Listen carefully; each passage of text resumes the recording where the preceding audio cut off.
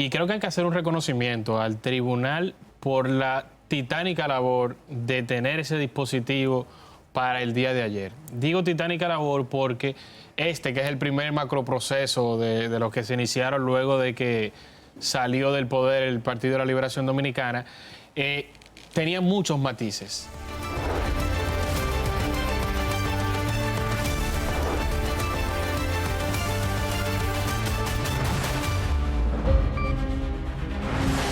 ¿Qué tal? Buenas noches. Aquí comienza La Mirada y qué bueno sabernos en su compañía.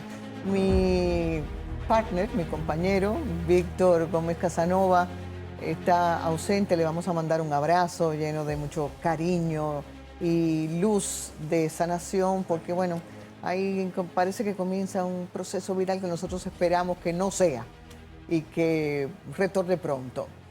Recuerde que su mirada para nosotros es importante y que puede seguirnos en las redes sociales, en Instagram como @lamirada.tv, en X como @lamirada_tv, y que tenemos un número de WhatsApp dispuesto para que usted nos mande ahí videos, preguntas a los invitados, sugerencias y sea parte del programa, porque esa es nuestra intención. Vamos a comenzar con el análisis de lo que fue en la madrugada de hoy la sentencia en el caso que se conoció como Antipulpo y que condenó a Alexis Medina a 7 años de prisión y a otros implicados a penas diferentes, hasta 5 años. Otros tantos fueron descargados o hallados no culpables.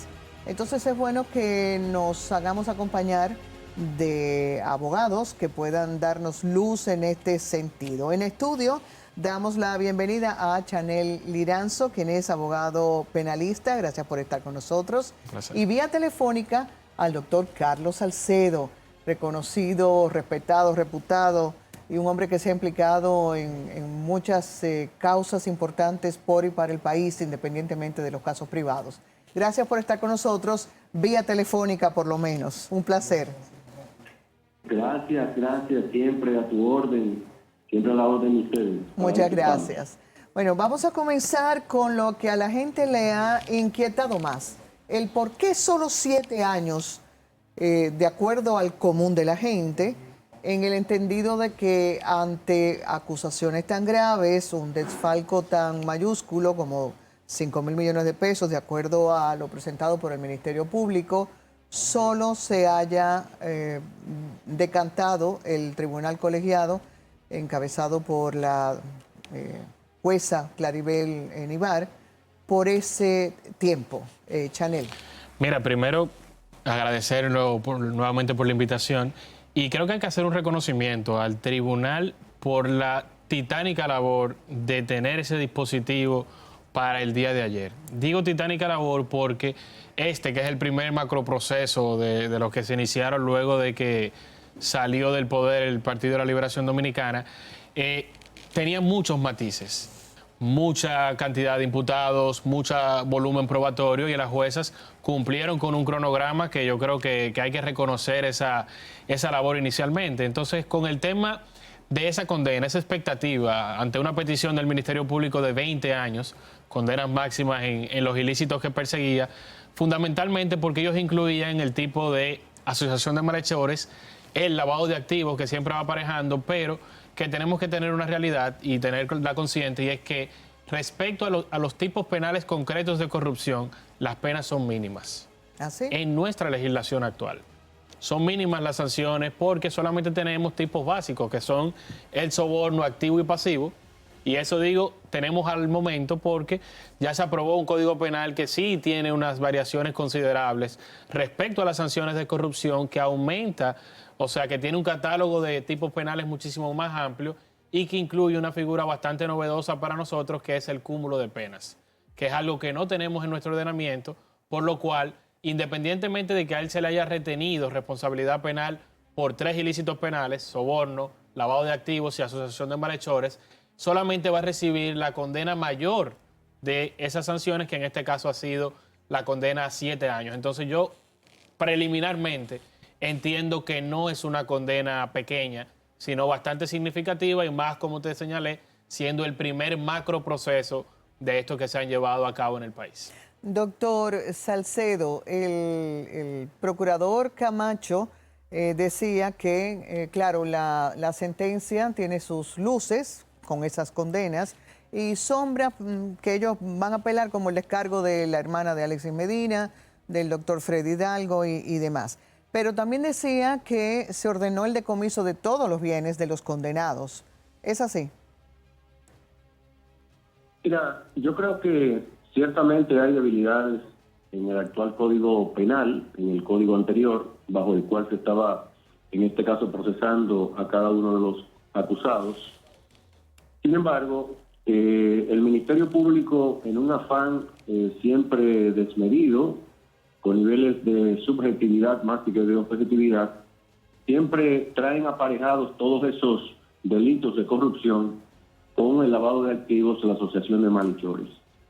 Y esos tipos penales contienen penas de hasta 20 años. Por lo tanto, independientemente de que las sanciones en materia de corrupción son, como bien dice el colega, menores relativamente, se hacen, diríamos, grandes las sanciones o altas las sanciones cuando le suman esos tipos penales. Sin embargo, nosotros dijimos durante mucho tiempo que el Ministerio Público, a quien respeto en sentido general e institucional, incluso las figuras que forman parte de él, a quienes le tengo mucho aprecio, generalmente hacen una acusación que está exagerada en cuanto a los hechos y en cuanto a las pruebas y en cuanto a las tipificaciones penales. Y yo siempre he dicho que hay que precisar, por eso el Código Procesal Penal establece que hay que relatar las circunstancias de hecho de manera precisa y que se sujeten exactamente a los tipos penales correspondientes. En este caso, esa grandilocuencia acusatoria, ya nosotros lo advertíamos, iba a hacer que en parte se decayeran las aspiraciones del Ministerio Público y con ello de mucha parte de la sociedad.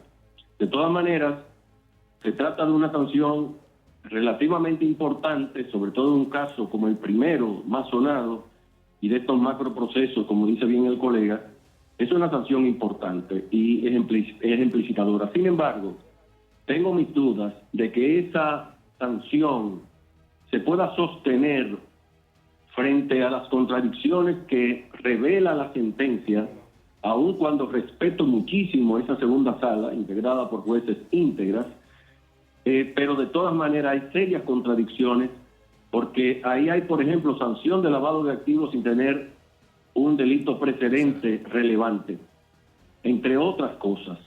Si se sanciona, por ejemplo, por lavado de activos a una cantidad de empresas que finalmente fueron encontradas que suministraron absolutamente todo lo que vendieron, ¿cómo es que entonces se puede sancionar por lavado de activos? Es decir, hay muchas preguntas que yo me hago. Evidentemente estamos hablando de una opinión preliminar en base a las consideraciones que he visto en la prensa y algunos audios que tengo en mis manos en relación con la decisión de las juezas. Pero de todas maneras es una sentencia importante, trascendente, debió ser más lógica, en este caso el tribunal, más lógico el tribunal en sus apreciaciones, pero habrá momento para analizarla profundamente cuando ya tengamos la disponibilidad de la sentencia íntegra. ¿Quiere decir eso, doctor Salcedo, que con base en esas contradicciones que usted cita o debilidades contenidas en la sentencia, ¿podrían los condenados apelar? Evidentemente que sí. Ya el Ministerio Público anunció que no está conforme con la decisión, aunque tenga sus luces, pero tiene sombras y por eso van a apelar. Pero en el caso de los imputados, ahora de los acusados y ya condenados, pues evidentemente que van a apelar. Hay una cosa relevante y es que de 21 imputados de personas físicas, 13 fueron en este caso descargados, 7 sí. Solamente fueron condenados. Correcto. Y eso entraña evidentemente una pérdida importante para el Ministerio Público, aparte de que los que ya fueron condenados, evidentemente que tienen razones muy poderosas para recurrir en apelación y no me cabe la menor duda de que lo harán. Chanel, ¿qué lectura le da la sociedad, cree usted, al caso tratándose del hermano de un expresidente de la República? Mira. ¿Y qué precedentes puede eso sentar para el futuro en casos similares? Mira, es un tema que se manejó, no voy a hacer ningún tipo de consideración de tipo político, pero se manejó de forma política muchas veces, Fue un muchos caso matices. mediático. Es imposible no Sí. hacerlo cuando se trata de una figura tan cercana a un exmandatario, como es el caso de un hermano y su hermana, que aunque fue absuelta, estuvo todo el proceso. Pero hay que ver aspectos muy importantes. Yo creo que mensajes muy importantes que se dan con este caso, por ser el primer macroproceso y porque hay otros que están en curso. La duración que tuvo el proceso. Estamos hablando de que para obtener esta primera sentencia, porque apenas estamos en primer grado, se tardaron más de 4 años, que hay que tener esto bastante en consideración. El mismo tema de la cantidad de personas absueltas, que creo que es un mensaje para la sociedad, pero principalmente para el Ministerio Público.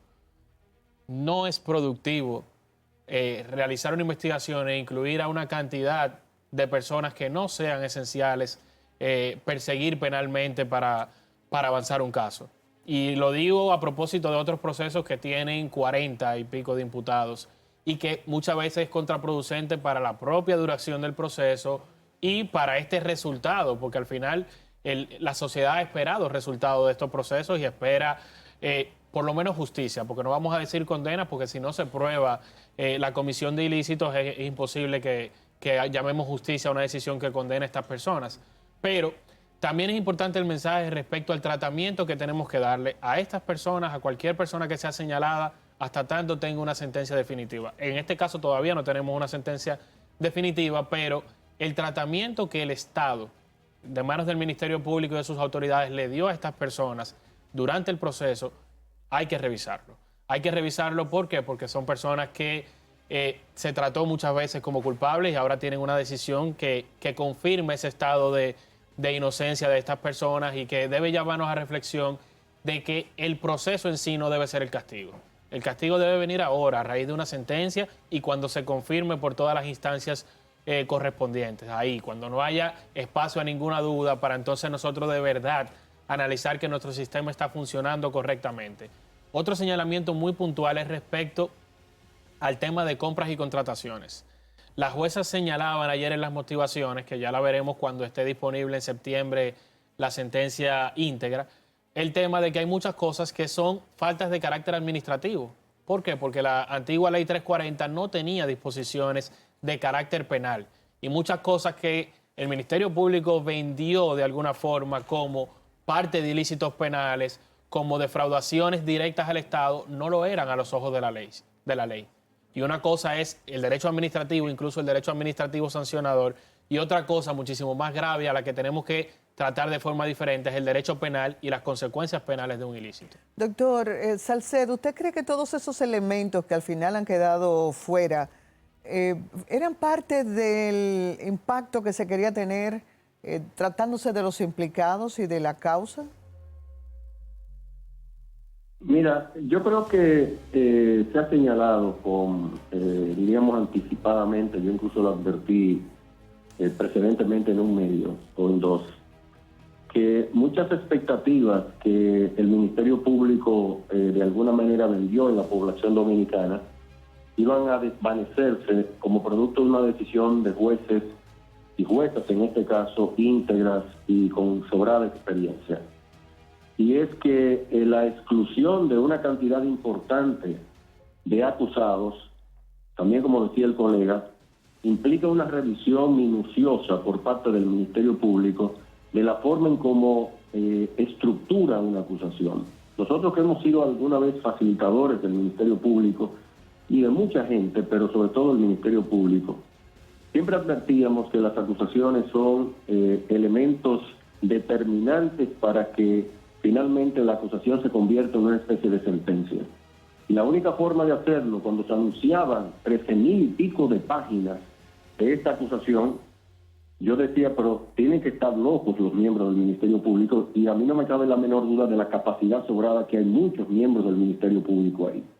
Pero eso se desdice exactamente lo que, como ejemplo incluso, lo que hemos sido facilitadores en estas cosas, y le hemos puesto incluso al propio Ministerio Público. No es hacer una cosa reverberante, atosigadora, sumando páginas por sumar. No, no, no, no. Vamos a ver cuáles son los hechos que califican para una imputación y una calificación jurídica determinada, y cuáles son las pruebas, y cuáles son las personas relevantes, como decía el colega. Hay que hacer una selección de lo que sea esencial para que finalmente la acusación tenga éxito. Y en este caso particular, en gran medida tuvo la mala suerte del Ministerio Público no de darse llevar de los consejos, no solamente de partes interesadas, que pueden ser los abogados, que formamos parte en determinado momento de la defensa. No solamente eso, sino de personas calificadas que decían que el Ministerio Público estaba sumando imputaciones y sumando incluso acusaciones que no procedían. Por ejemplo, no hubo en este caso particular ningún hecho delictivo en el MISPAS.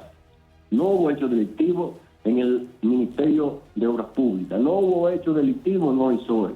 No hubo hecho delictivo en cada una de las instituciones públicas, prácticamente en ninguna. En la EDE no encontraron sobrevaluación como en ninguna. Y sin embargo se hablaba de una sobrevaluación masiva. No investigaron adecuadamente. Yo dije, se le va a caer eso. Solamente le encontraron fue soborno y una falsedad y uso de documentos falsos aliado en este caso al lavado de activos que, como reitero, hay casos en los cuales se acusó y se encontró culpabilidad por lavado de activos cuando no hay un delito previo, grave, precedente, que finalmente dé cuenta de ese lavado de activos. Por lo tanto, el Ministerio Público se excedió en la acusación, haciéndola más bultera que otra cosa, cuando debió tener hechos más precisos, reducir la cantidad de imputaciones, pero que sean absolutamente convenientes para poder soportarlas en pruebas. Y eso fue un error grave que finalmente podrán, en un recurso de apelación, los miembros de una corte, incluso revocar parte importante, si no toda, de esa decisión. Bueno, habrá que mantener la mirada en ese proceso y ver cuál será la conclusión. Doctor Carlos Salcedo, vía telefónica, como siempre, muchísimas gracias por sus aportes y su mirada tan importante sobre este tema que nos da muchísima luz. Al licenciado Chanel Liranzo, gracias por igual, por sus aportes.